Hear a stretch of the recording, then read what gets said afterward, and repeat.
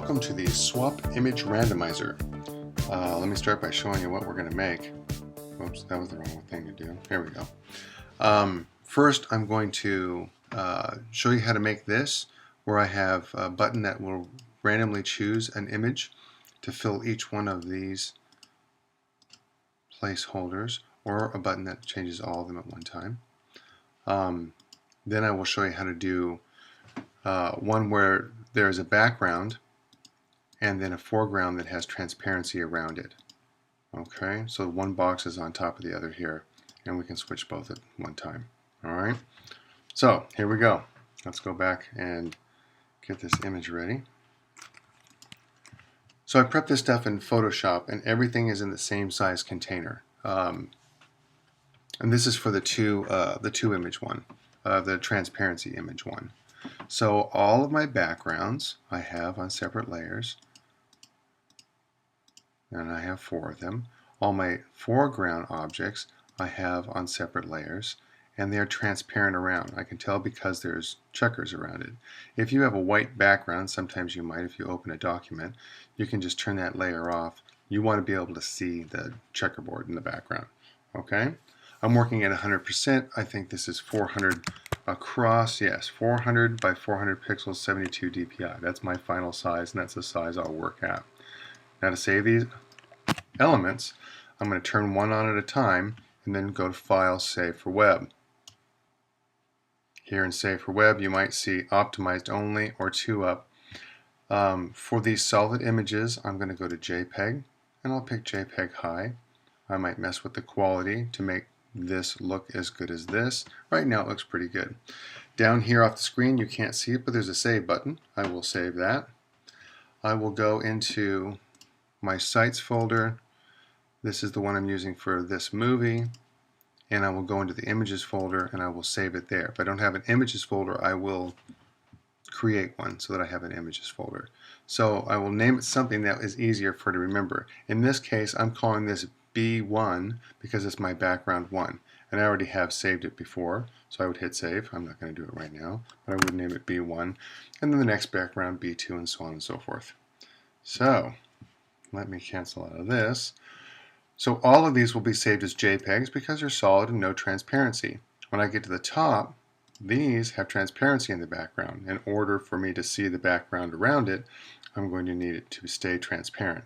So again, back to Save for Web, and this time I'm going to save these as Ping 24s. So from my pull down menu here, choose Ping 24, make sure that transparency is turned on. If you don't see the checkerboards here, it's not going to work. That's all you really need to do to set this up. Again, save. These I'm calling F1234 for foreground, F1234, and I already have those saved, so I'm going to cancel out of this. Okay, enough of the prep. Let's go over to Dreamweaver. So in Dreamweaver, I'm going to site manage. I've already got the code for this set up, and I've already got it in the window in a folder. So I'm going to say New Site. I am going to name this site. We'll call it Swap. And I need to find the folder that it's in, and it's this one, and say choose. Now when I say save, in my files window, I'll see my 2 HTMLs. I have the same file twice because I'm going to make both of those random image generators that I showed you earlier. So I'm going to use a fresh file each time I start that. I have all my images here in my images folder for both of those projects, and so let's get started. I'm going to open the first one. Now hopefully I pasted all of this code. It's a one-page document, all of this in the description below, and you should be able to copy and paste it if you don't if you didn't pick it up from the school server. So here's how this works. I'm going to go down to the structure. This is the whole body of this. Let me show you what we're working with. It's this. I have a 1 and 2 generator. So 2 image generators.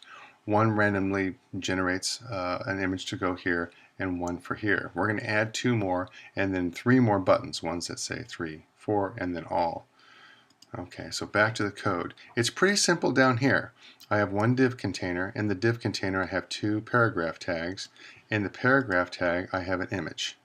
Okay, so my image, and you need to leave these named this way or the image generator won't work, is random image 1 and random image 2. Down here I have a tag that's called button, which makes this generic button. You can style it somewhat, but when you type button you get a button, and then on click it will pick image 1 or pick image 2 and change these images that are being generated here. One other thing you might notice is that on the body tag I have an on load, which means as soon as the end user opens the document for the first time, it will put a couple of random images in those containers. If we don't do that, then they'll be blank to begin with. So this will generate one for each of those. Okay? Alright, let's come up and see where the random generator thing is. This is JavaScript. This is the whole thing that generates for number 1. See where it says pick image number 1? And this is the whole thing that generates for number 2. Pick image number 2. So if I want to add 2 more of these, here's what I need to do. I'm going to take this one that says 2, and I'm going to copy it from here to here. Command C to copy that. Control C on a PC. I am going to paste it here, and then a couple more spaces, and paste it one more time. So what I have here is 1. Here's 2. Here's the third one, and this is what I need to change. I need to change the last used to 3, the pick image to 3, all of these last used. Everywhere you see last used, you want to change that to 3. 3, last used 3, and lastly down here where it says random image, I'm going to change that also to 3. Okay? The other thing I need to change are the names of the images that it's choosing from. It's picking these as random images to fill that container. I'll come back and do that in a minute. I want to make sure that I get my last one done here. This is going to be all 4. You probably guessed that. Pick image 4, last used 4, 4, last used 4, and random image 4. Okay, I think I got everything. If not, it won't work. Let's take a look at my my images. I can go here or to my assets window to see all the assets that I have available. Then in this case I've used, in the first 2, I've used 1A, 1B, 1C, 2A, B, C, D. So I need to make this obviously 3, A, B, C, D,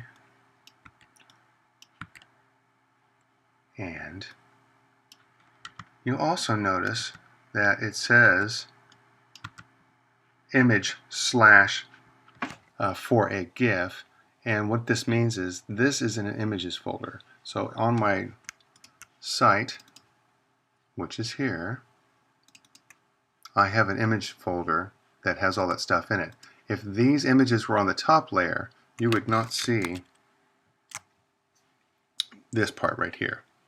So if you're doing this and using your own images, if you use an image folder and put everything in a folder called images, then you won't have to change this. You can just change the names out here. Okay? So let's see what we have. Nothing's changed much. That's because we haven't changed any structure. We have all the JavaScript ready to go, but no structure for it to go into. So down here, we need 2 more of these. So I'm just going to pick this one and copy that and insert it 2 more times for 2 more image holders.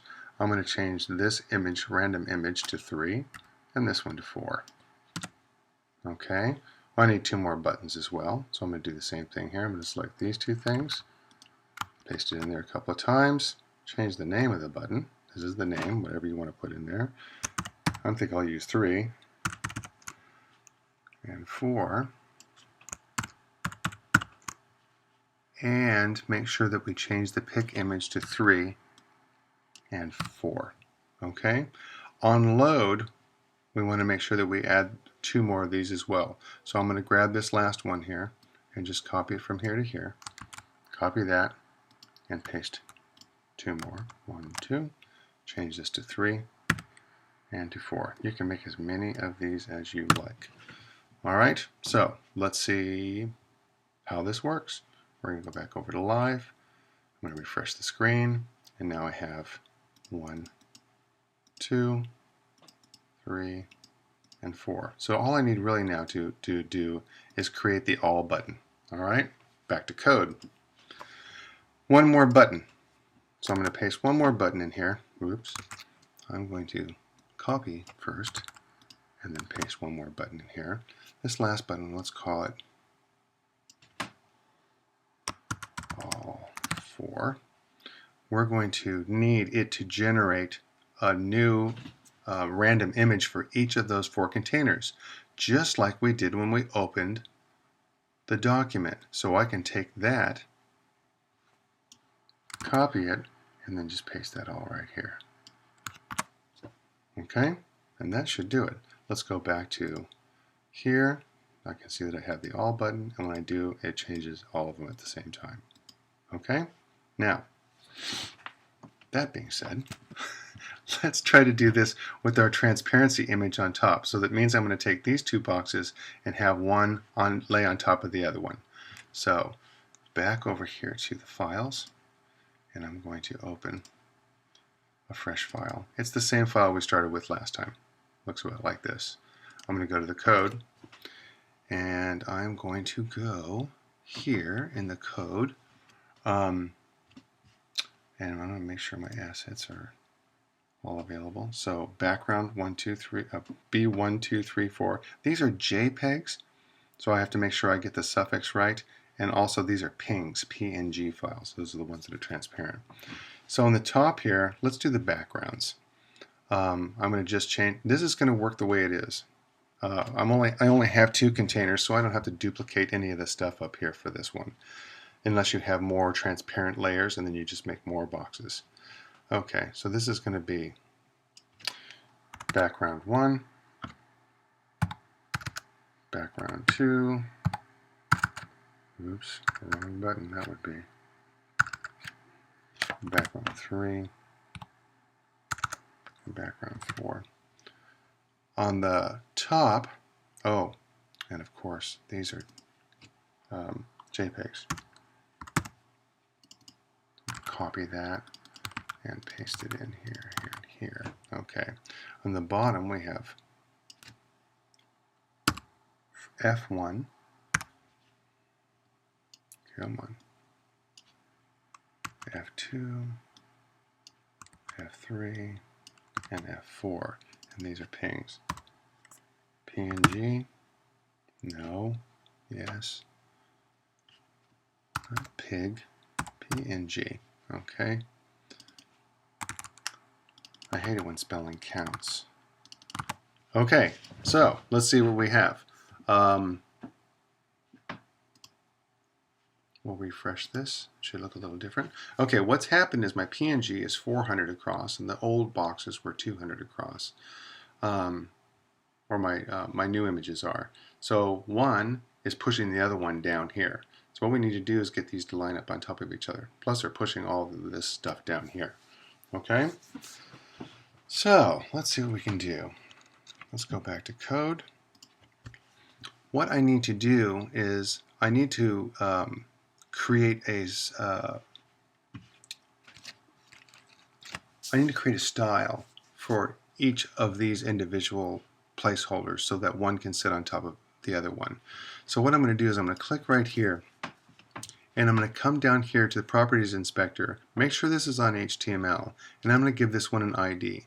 This one we're going to call bottom. You can name it pretty much anything you want. No special characters, no spaces. And I'll hit return, and you can see how it added the ID of bottom to this paragraph tag. I'm going to click on this paragraph tag and make this the top. Okay, so now I can style these independently. I'm going to go to the bottom one.